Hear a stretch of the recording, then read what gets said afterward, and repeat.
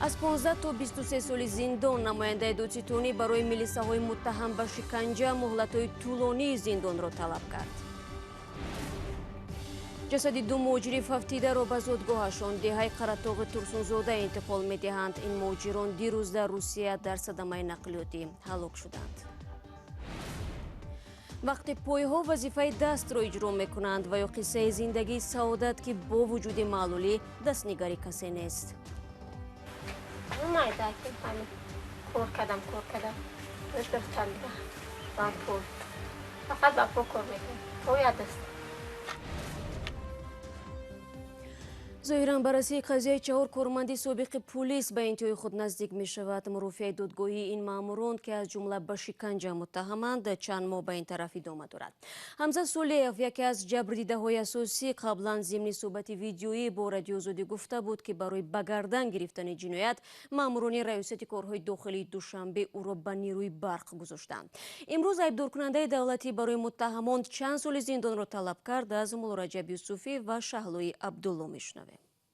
دادسitonî یا ایبدار کننده دولتی از دادگاه طلب کرده است که 4 مأمور پیشین ریاست کارهای داخلی شهر دوشنبه از 15 تا 23 سال به زندان محکوم شوند. این 4 مأمور پیشین پلیس به شکنجه ایبدار می شوند. خود آنها در دادگاه این اتهام را رد کردند. روز 22 نوامبر نماینده دادسitonî کلی تاجیکستان به حیث ایبدار کننده دولتی از دادگاه شهر دوشنبه طلب کرد که 4 مأمور پیشین ریاست کارهای داخلی شهر دوشنبه فرهاد نورخانوف، عوض سبزیف، امید وهابوف و ایران دین اهل دین از 15 تا 23 سال زندان محکوم شوند. از جمله دادگاه گفته است که فرهاد نورخانوف که به چند اتهام از جمله شکنجه متهم می شود به 23 سال و 3 همکاری پیشین او به 15 سال زندان محکوم شوند. این مرافعه نزدیک 3 ماه است که در دادگاه شهر دوشنبه ادامه دارد. 4 مأمور پیشین ریاست کارهای داخلی شهر دوشنبه نیم سال پیش در پی شکایت حمزه صالحوف یک ساکن شهر دوشنبه بازداشت شدند. حمزه صالحوف که به نگاه داشتن 200 گرم مواد مخدر متهم شد در شکایت خود گفت که از سوی این 4 مأمور پلیس شهر دوشنبه شکنجه شده است. اتهامی که خود آنها در دادگاه رد کردند. بعد از رسانه‌ای شدن این قضیه 17 نفر دیگر نیز به مقامات شکایت کردند که از سوی این 4 مأمور پلیس شکنجه شدند. مرافع دادگاهی این 4 کارمند پیشین پلیس شهر دوشنبه نزدیک 3 ماه است در دادگاه شهر دوشنبه ادامه دارد و قرار است فردا روز 26 نوامبر 4 کارمند پیشین پلیس و وکیلان دفاع آنها برآمد کنند و بعد از آن دادرس به خانه مشورتی می رود و ممکن است تا 1 هفته دیگر حکم خود را دادگاه اعلان کند. مولارجب یوسفی، شهلای عبدالله، آزادی، دوشنبه. رو می‌رویم به موضوعهای دیگر. جسد دو مهاجری‌ро که در سدامаи در ولایت оренбург فوتیدند برای انتقال به تاجیکستان آماده می‌کنند. جسدها شناسایی شده فعلا در سردخانه این ولایت نگهداری می‌شوند. احمد ابراهیم سخنگوی نمایندگی وزارت مهنت و مهاجرت در روسیه گفت فعلا با کمک پیوندان مهاجران فوتیده سند آنها را برای انتقال به وطن آماده دارند. صبح دیروز در صدمه مسافربری حامل مهاجران تاجیک و ازبک دو شهروند تاجیکستان حسنیدین میرزا مرادی 27 ساله و فیروز احمدی 26 ساله هلاک شدند. شهباز اسمتوی 25 ساله در حالت وزنین در شعبه احیاگری بیمارستان است. مهاجران تاجیک از دوشنبه به رستاف سفر داشتند. هر سال تا 1000 تابوت مهاجران را به وطن می‌آورند. سبب مرگ آنها کشتار، بیماری و صدمه و تصادف در ساختمان گفته می شود. موسم جمع‌آوری حاصل پخته در تاجیکستان به انجام می‌رسد، اما بحث بی‌قدری دسترنج دهقان و خلافکاری میان‌روها اکنون داغ شد. رئیس مجلس نمایندگان امور جمع‌آوری پخته را زیر شبهه گذاشته از نرخ ناچیز خرید آن به تندی انتقاد کرد. بنابر ارقام آژانسی امور خرمن امساله کشاورزان تاجیک نزدیک به 400,000 تن پخته دارد. چون و چرای بحث پخته را در پارلمان همکارم عبدالله اشرف بررسی کرد و حالا با ما در استودیو است. عبدالله سلام و نخست بگو که نگرانی شکرجان ظهورов از چی بود؟ سلام شهلا. در حاشیه قبول قانون بودجه سال 2020 در مجلس نمایندگان شکرجان ظهورов رئیس مجلس به موضوع کشاورزی دخل کرد و گفت تاجیکستان کشوری اگراری است. حدود 1 میلیون نفر در این ساحه بندی کارند، اما مقامات و اداره های دولتی به مشکل کشاورزان توجه ندارند. رئیس مجلس در آغاز درست بودن آمار 400,000 تن پخته جمع آوری شدن در جمهوری را زیر شبهه گذاشت و از مشاهده های خود گفت که مقامات محلی برای از بودش زیاد نشان دادن آمار тойҳои пахтаро аз як ноҳия ба ноҳияи дигар мебаранд. дар идома шукурҷон зуҳуров аз нархи ниҳоят пасти пахта шикоят кард ки деҳқононро барои кишти он ва баланд бардоштани ҳосил ҳавасманд намекунад. пахта мечинад дар худи район завод дар наздикӣ спорида наметонад. як каси дигар мебиёяд бо нархи арзон маҷбур ки баъд гирад тият 4 сомонӣ вай гирифта мебарад, бо вай ҳаққи худаша мегирад, як райони дигар ба бурда дар заводи дигар меспорад. охир ҳамина пешгирӣ кардан дар кор. вазорати кишоварзӣ сиёсата муайян мекунад ҳамаи ҳам масъалаҳоро. заводҳои пахтаро ҷамъ кардан дар кор. ҷолиб аст абдулло, яқинан дар маҷлис мансабдорон ва аз ҷумла раҳбарони вазорату идораҳо қарор доштанд. онҳо ба ин эроди шукурҷон зуҳуров чӣ гуфтанд? бале шаҳло, аксар вазирону раисони кумитаҳо дар парлумон буданд ба ҷуз аз нахуст вазир ва муовинонаш. вобаста ба эроди нахусти зуҳуров Гулнора Ҳасанзода, раиси оҷонсии омор гуфт, санҷишҳои онҳо собит кард ки оморе ки вилоятҳои суғд ва ноҳияҳои тобеи марказ дар нисбати ҷамъоварии пахта медиҳанд дуруст аст ва ҷое барои шаку шубҳа вуҷуд надорад. ӯ танҳо эътироф кард ки шубҳа дар омори пахта дар вилояти Хатлон дар нисбати 14 000 тонна вуҷуд дорад ва онҳо ҳоло дуруст ва ё нодурустии онро месанҷанд. Иззатулло Сатторӣ, вазири кишоварзии Тоҷикистон, эродҳои Зуҳуровро ба ҷо хонд ва гуфт воқеан миёнаравҳо ва моликони корхонаҳои пахтатозакунӣ нархи пахтаро ниҳоят арзон карданд ки кишоварзонро ҳавасманди кор намекунад. ӯ гуфт дар ҳоле ки ба ҳисоби вазорати кишоварзӣ нархи 1 килограмм пахта 6 сомониву 70 дирам аст, корхонаҳои пахтатозакунӣ аз деҳқонон онро бо нархи ночизи 3.5-4 сомонӣ мехаранд.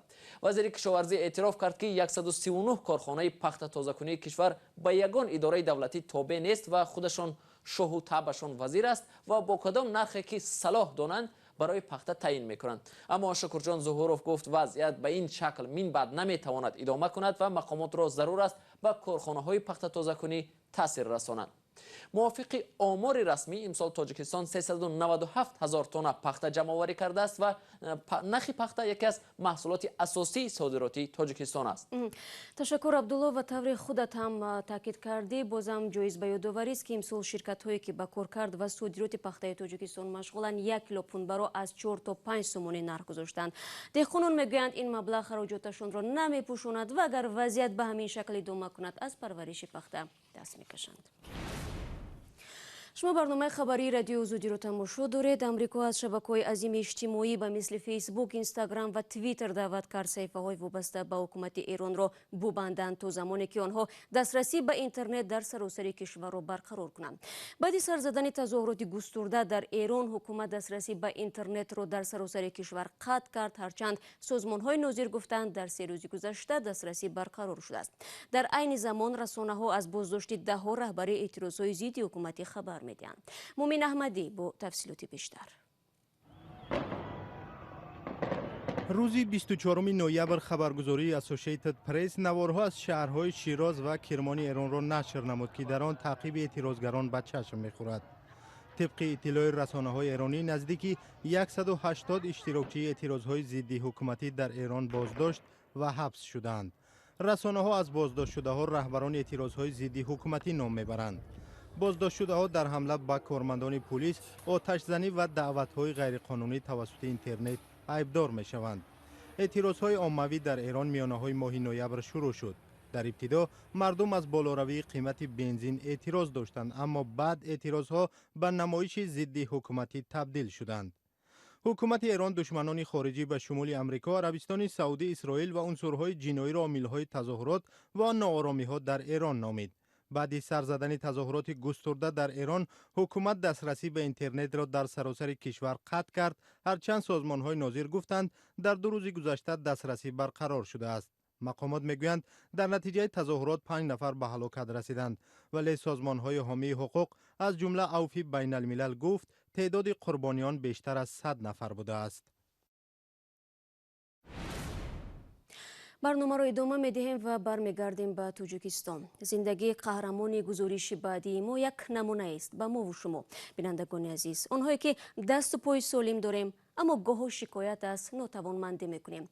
бехабар аз он ки дар бари мо онҳое ба сар мебаранд ки бо камтарин имконияти ҷисмонии худ мардонавор ба пеш мераванд ва ҳеҷ девореро барои худ монеа намешуморанд, ҳатто агар аз ҷинси латиф ҳам бошанд. маҳмуҷон раҳматзода талош кард аз рӯзгори ҳамин гуна зан парда бардорад. гузоришро кайомарсиятто тақдим мекунад. پایهای سعادت خوجایو ساکنی 40 ساله دههی پوشیانی پایان ناحیه واسه کاری دستانش را اجرا میکند. سعادت معلول مادرزاد است. او مجبور است که با پای وظیفه دستان را اجرا کند. معلولی دستان نتوانست پیش راه سعادت را بگیرد تا در زندگی دستنگر شود. کار کردم فقط با پا کار میکنم. پای دست. سعادت با یک دست و پای تمام کارهای امکان پذیر خانه را انجام می‌دهد. شستشوی لباس و ببر کردن لباس 3 کودکش را نیز بر عهده کسی نمی‌گذارد. پول میشکم. خونه خیلی میرم باید دستم. پولو میشکم. شوک میشم با پول. پاقت میشویم شکر. شکر. خبر دستم خمیر میخورم. من خود میکنم. پول قد خیلی کلون که سلافان میپشم پول داور. پس میکنم. چیزی که در پول برای آفرد. تاج‌الدین محمدعلی و شوهر سعادت معیوب جنگ افغانستان است. قبلا با 3 زن خانه‌دار شده بود، اما هر 3 زن با علت معیوبی از محمدعلی جدا شدند. ولی او در انتخاب سعادت اشتباه نکرد و با 3 فرزند روزگار آسوده اما ساده دارند. خیلی دیدم که عددش محروم است. این خونه همین خولش می اومد می‌جدم. خیلی باید هم خونه مو می اومد. بعد شناسیدم خیلی بعد ما گفتم خیلی ما معیوبم یا معیوبای بچین ما خیلی همین را یکدیگر را خوش کردیم مصلحت کردیم گرفتیم. این خود شکر خودم ما همین زنک 3 تا بچه دارم الان شکرونه میکنم.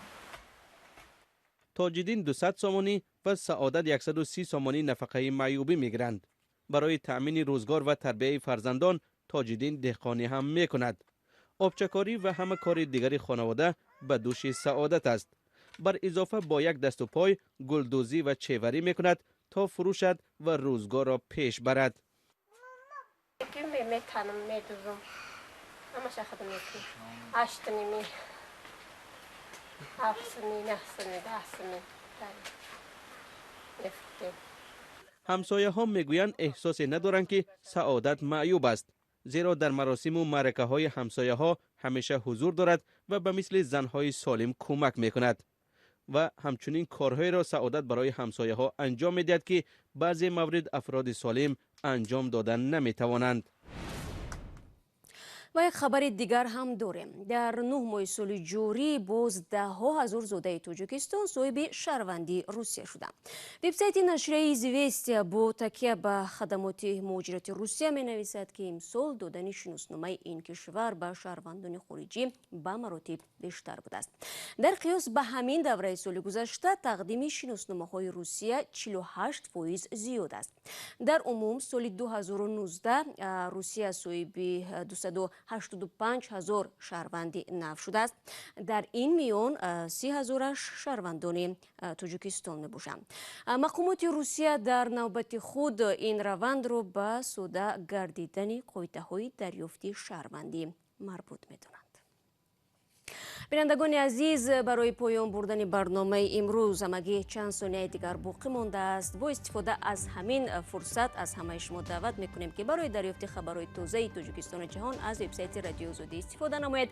آزادی ویدیو کانال ما در یوتیوب مخزن گزارش‌های جالب و دیدنی است. همین گونه صفحه‌های ما در شبکه‌های اجتماعی فعال میباشند. من شما را فردا در نوید بامدادی منتظرم. از یاد نبرید. تا ملاقات بعدی، خدا نگهدار.